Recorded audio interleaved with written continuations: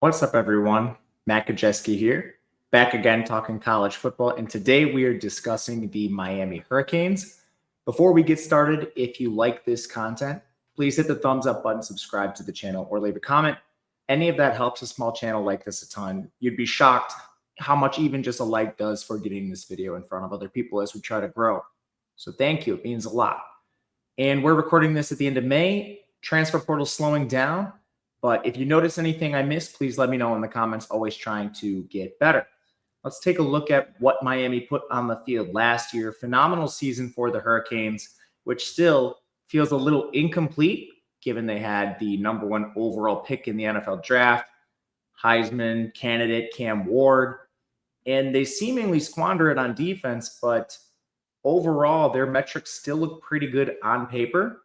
And you have to remember, this unit actually started out the season pretty strong. They got into shootouts once they started in conference play, but they dealt with a lot of injuries, especially in the secondary, which was clearly their worst unit on defense. They come in 66th in total efficiency.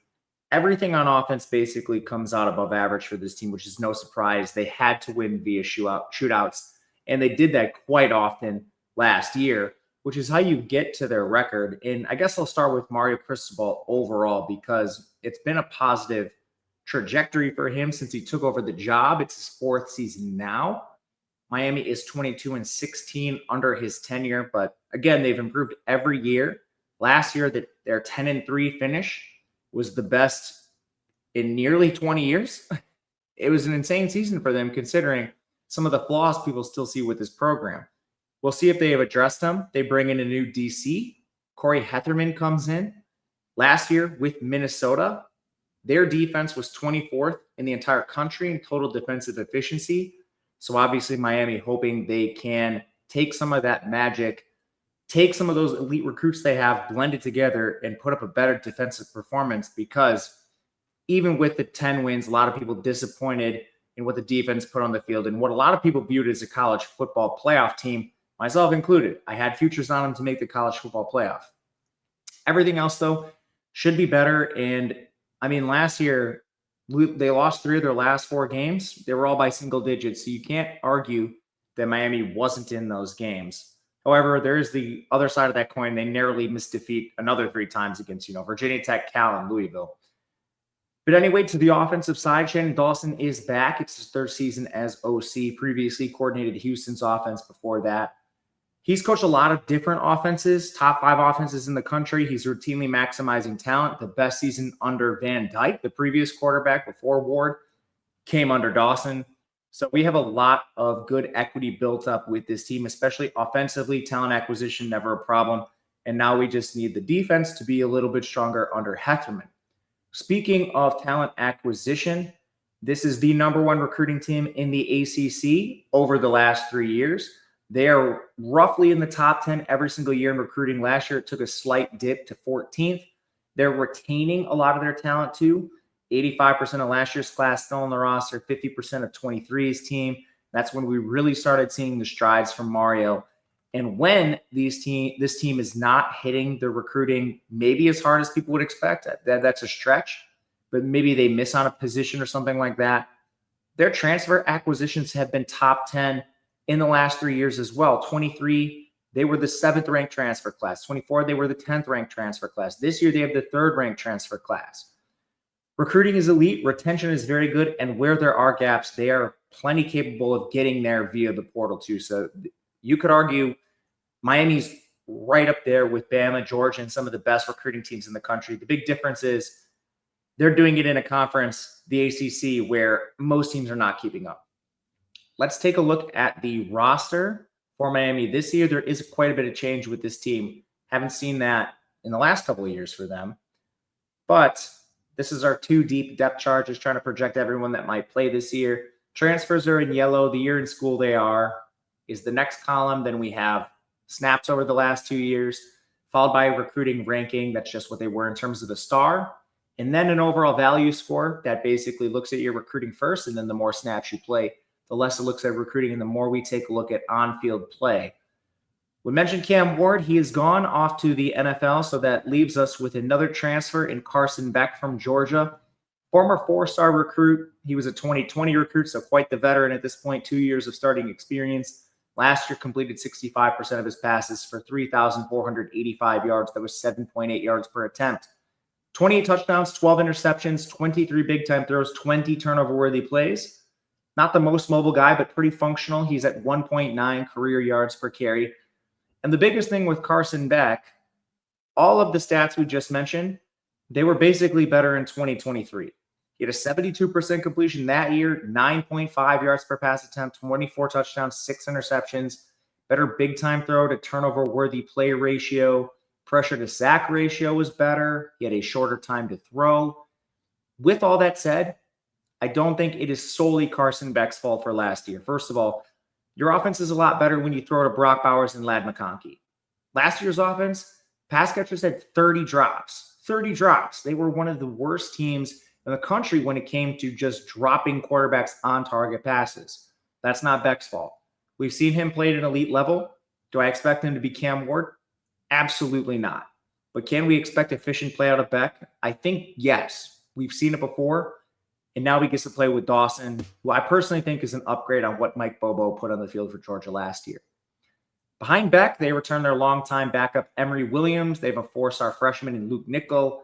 Pretty inexperienced unit, but Miami season's cooked if Beck goes down anyway. So we'll not look towards what would potentially need to happen if they're playing a backup. It wouldn't be pretty is the common sense answer. But at least they have a quarterback of the future potentially in Nickel. They keep hitting the portal, so maybe their quarterback of the future is not even on the roster. Running back, they lose Damian Martinez, but they return their second leading rusher and former 4-star Mark Fletcher. Very efficient for him. He is 6'2", 225. He had 17 runs of 10-plus yards and 5.4 yards per carry while catching 10 passes.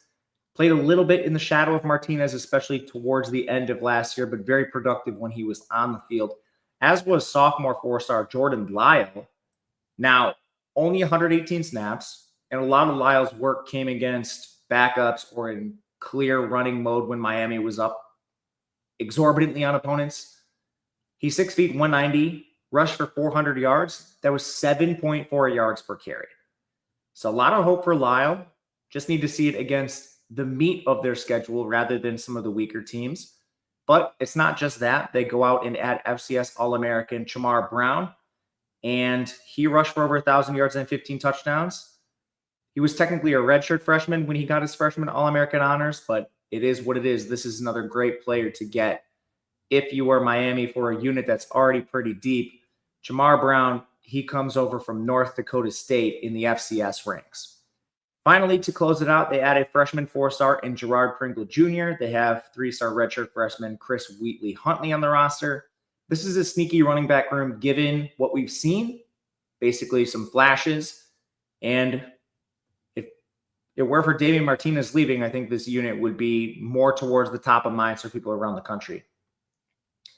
Wide receivers, probably the biggest concern for me on the entire offense. They lose their top 5 pass catchers and their top 4 wide receivers. Xavier Restrepo being the biggest loss.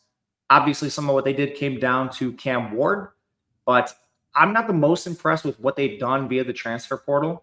They bring in C.J. Daniels from LSU, Keelan Marion from BYU, Tony Johnson from Cincinnati. Sorry, excuse the motorcycles in the back. But starting with Daniels, he's 6'2", 205. Before he went to LSU, he played 4 seasons with Liberty. Last year, it really took a lot of injuries around him for him to assume a full-time role. And even with that, 42 catches, 480 yards, 1.32 yards per route run is way below average. And that was with him playing on the boundary 82% of the time. For reference, when he was afforded the opportunity to beat up on Conference USA opponents when he played with Liberty, his yards per route was 3.94. So just a massive decrease as he joined the SEC. Now he goes to the ACC. We'll see if he can't find a little bit more room as he flew too close to the sun last year. Marion, it's kind of the same thing. He just got a mid-transfer here. He played at UConn for 2 years, then with BYU the last 2 years, 6 feet, 195. Last year, he only caught 24 passes, played out wide 68% of the time, 1.46 yards per route, pretty lackluster, below average again. And then Johnson, he spent his first 3 years, this is Tony Johnson, with FAU before playing with Cincinnati last year. He's 5'10", 187, caught 48 passes for 448 yards. basically a full-time slot receiver, 77% of the time he was there. His yards per route run was 1.37, which is also well below average. And they could have been worse. We mentioned the injuries thrusting Daniels into a larger role. The same thing happened in Cincinnati with Johnson playing a larger role because of injuries around him. I'm not saying this is a bad receiver unit. I just think the way they hit a ceiling and reach something close to last year is just with their youth. They have a ton of elite players from the last 2 or 3 recruiting cycles, 4 stars and 5 stars, that are just flat out more talented than these transfers on paper. You have JoJo Trader, Ray Joseph, Nye Carr, Chance Robinson. All of those players are of at least 4-star caliber and have been on the roster. Trader 6'1", 180, played 99 snaps, only 6 catches. That's kind of the story with all these guys. Joseph has even fewer snaps. He's 175 pounds, 12 catches the last 2 years. Carr briefly was in the portal this year, but they ended up bringing him back. And then Robinson, 6'2", 190, played 27 snaps. It's just completely unproven. But you can say having 4 incumbent 4-stars on the roster is a fantastic place to start, followed by 3 additional freshman 4-stars in Malachi Tony, Joshua Moore, and Dalen Upshaw. So there's a lot unsettled here. There's a lot of unproven, 7 unproven 4-stars on the roster. And then you bring in 3 transfers, which I personally think the best way to play this is smooth over the gaps with your proven commodities, your transfers, who are lackluster, and then try to get whatever you can out of the young players, the talented players that you recruited to play. We'll see how it goes. This is the most unsettled position on the team, offensively at least. At tight end, they lose Elijah Arroyo, as well as some draft picks and depth pieces. Cam McCormick is off. Riley Williams hit the transfer portal. So their top incumbent is 4-star sophomore Elijah Lofton. Played 157 snaps last year. He's 6'3", 230, caught 9 passes in the slot 39% of the time. And he was actually very good as a blocker despite being pretty small. Good effort guy. They also paper over the position in the portal as well with Alex Bauman from Tulane and Jack Nickel from UAB. Bauman 6'5", 245, 55 catches the last 2 seasons. The majority of his snaps did come in line too, but he was a below average blocker, and he actually graded out below average overall largely because of that. And that was with Tulane in the AAC. Nickel originally played with Michigan State before moving to UAB last year, basically a 6th offensive lineman. And I think this is the same thing as receiver. You add 2 4-star freshmen in Brock Schott and Luka Gilbert. In an ideal world, you can rely a little bit on Lofton, but then Bauman and Nickel are just papering over a position that is very talented but very young until you can get those youthful players developed into actually players you can trust. So we'll see how the pass catcher goes. I expect Miami to be a little run heavier this year, especially because their offensive line is largely intact. They lose just 2 starters, and they have some other players that have contributed. However, Zach Carpenter and Jalen Rivers, the departures, were some of the best offensive linemen on the team. With that said, they returned stud 5-star Francis Malgoa, who is a 2-year starter with this team, solid in both seasons, and allowed 19 QB pressures. The only thing to note there, and with all the rest of these linemen, they allow more raw QB pressures. Miami was playing fast and throwing the ball incessantly, so their rate stats are a little bit better, just easier to contextualize the raw numbers. So 19 pressures allowed, good run blocking metrics. Malgoa is a fantastic place to start at right tackle. The right guard, Ennis Cooper, is back. He's now played over 2,000 snaps in his career with Miami. 19 pressures allowed last year. Not quite as strong as a pass blocker as Malgoa, but still very good in his own right. To fill that void at center with Carpenter gone, they add James Brockermeyer from TCU. He's originally a 4-star Alabama recruit, but he transfers to get playing time. And the first time he does with TCU last year, elite season with just 9 QB pressures and 1 sack. That came on 812 snaps. Also good in the run game. He's a great addition, locking up the middle of this offensive line. Right guard, there's a little bit of a question. Matthew McCoy is back, but he was a weaker link on this unit. Still above average, 11 QB pressures, 2 sacks allowed. But some reports out of the spring have suggested that 3-star redshirt senior Ryan Rodriguez is pushing for a spot on the O-line. That would be a surprise to me coming this late in his career, but hey, you never know. Just trying to at least report what we've seen. And then at left tackle, we have former JUCO product Markel Bell. He played 554 snaps last year. Pretty average, 15 pressures, and again, didn't get quite as many snaps as like a Malgoa or something like that. But when he was out there, he looked pretty solid. He was a little worse in the run game, which is really the only concern. But there's some pretty good depth pieces. 2023 5-star Samson Okunlola is still on the team. At this point, I'm a little worried. He hasn't started a game in 2 years after being a 5-star. That's a little bit of an issue, or at least a concern. And then they have a couple of 4-star freshmen in Max Buchanan and Seu Alo Fatuli.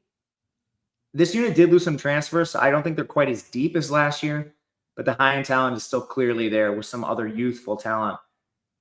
Hopefully they don't need it, but in a pinch, you could probably play one of these guys, especially Okunlola at this point.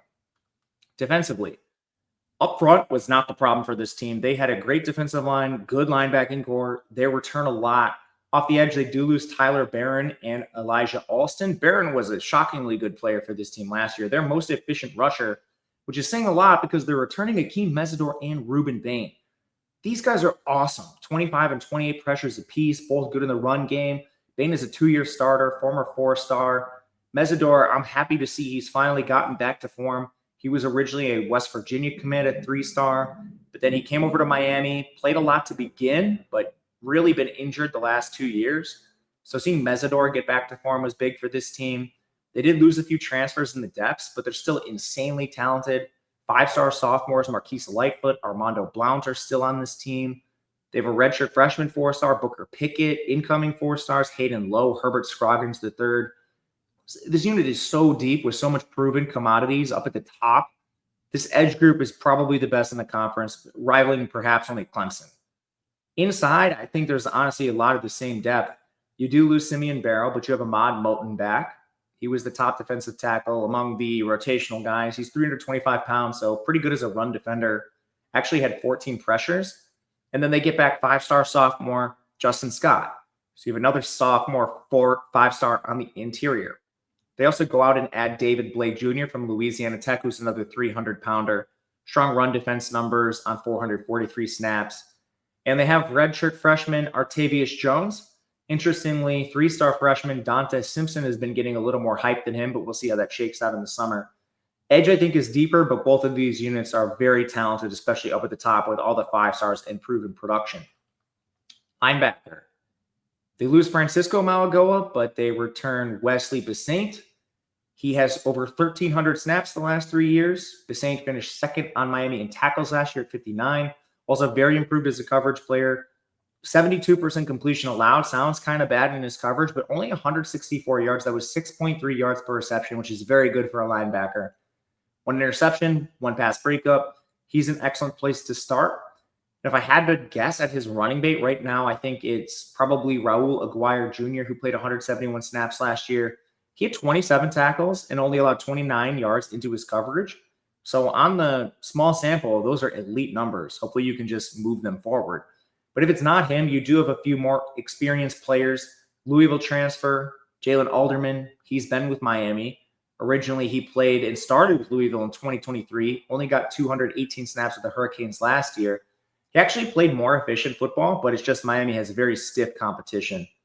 And he's going to face that again this year. In addition to the players we mentioned, they bring in Mohamed Toure from Rutgers and Kamal Bonner from NC State. Toure missed all of last year due to injury, but man, was he a good starter with Rutgers back the last 2 seasons in 22 and 23. Those years combined, he had 56 QB pressures as a linebacker, good coverage numbers, and especially in 23, he had 93 tackles. As for Bonner, last year was his first year starting. He's a little smaller. He's 195 pounds, so I think he might honestly have to move to safety at some point. I don't think he's going to start here. But it's not just these players either. Former 4-stars Malik Bryant, Ardarius Hayes, Kellen Wiley Jr., Bobby Washington are all still with the team. Former 3-star Cam Pruitt played 72 snaps last year. I mean, this linebacker unit is utterly loaded. Defensive back. Most of the secondary is gone. I think this is commonly viewed as addition by subtraction. I would agree, except for maybe Michelle Powell, who was a stud safety for them. On the boundary at corner, the only player they return is O.J. Frederick Jr. He was the best corner, so this is a good thing. 620 strong snaps last year as a former 3-star. 37% completion allowed for 161 yards, 1 INT, 4 PBUs. Easily the strongest corner on the team last year, so this is a good place to start. From there, I think both the second boundary corner and the slot are probably going to be a transfer, but that's not for sure. Ethan O'Connor from Washington State, Xavier Lucas from Wisconsin, Charles Brantley from Michigan State are the main candidates. Keontae Scott from Auburn, a dark horse as well. O'Connor was a one-year starter on the boundary for Washington State, 53% completion. A little gambly, he had 4 picks and 6 interceptions, but he did allow 406 yards and 3 scores. Good run defense metrics for him. Lucas was a 4-star freshman with Wisconsin last year, got in 1 start, only 230 snaps with the Badgers, good across the board with coverage numbers, especially on rates. He had 1 interception, 3 PBUs on just 230 snaps. Brantley's been hurt a lot of the last 2 seasons with Michigan State, but he has played elite football when on the field, including his 478 snaps last year. Just a 38% completion percentage, 3 picks and 5 PBUs into his coverage. And then Keontae Scott's the weird one. He started for Auburn in 22 and 23 after he came over from JUCO. Then last year, he took a huge step back and he got benched.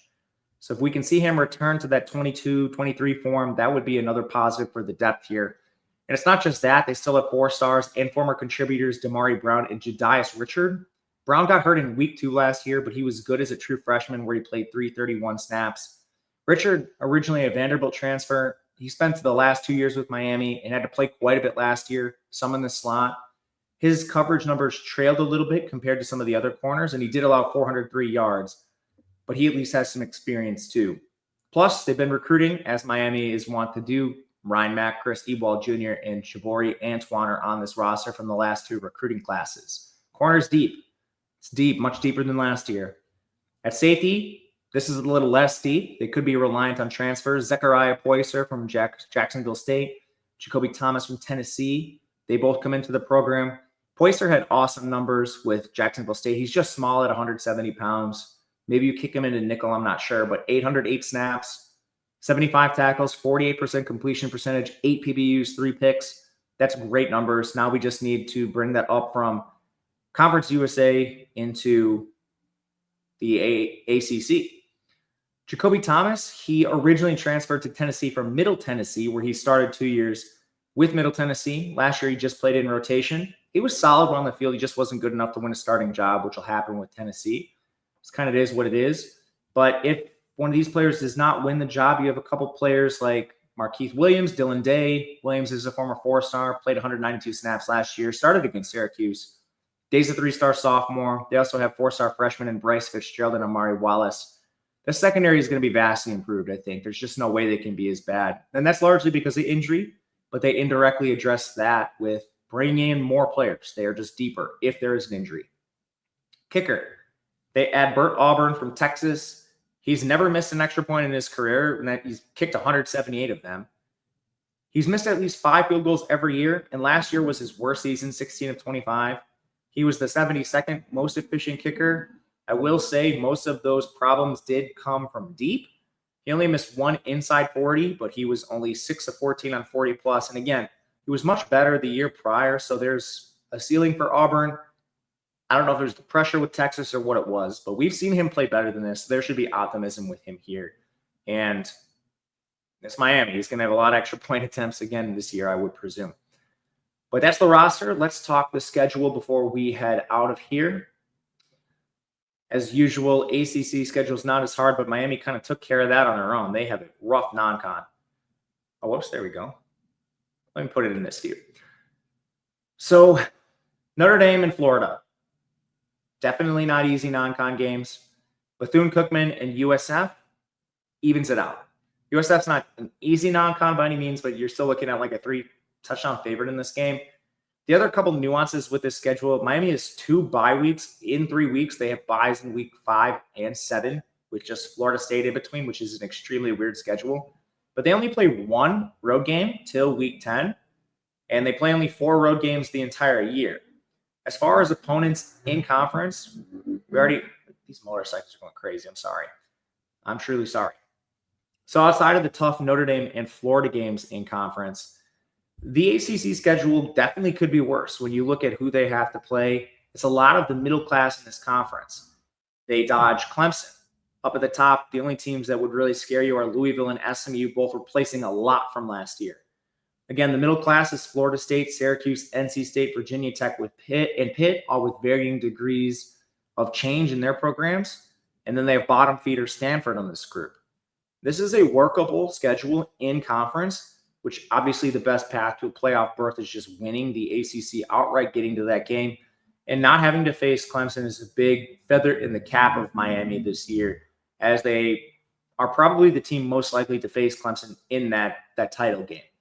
So it's a workable schedule as far as win total stuff goes. I think you're looking largely at a 9-win season is a good projection for this team. 8 would be a disappointment. 10 would be a resounding win.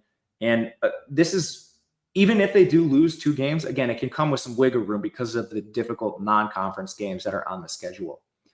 But thank you guys for watching. We'll be back talking more college football, a couple more ACC teams to go before we bounce over to the Big 12. If you like what you see, let me know who you would like to hear about next. Until then, good luck. We'll see you guys later.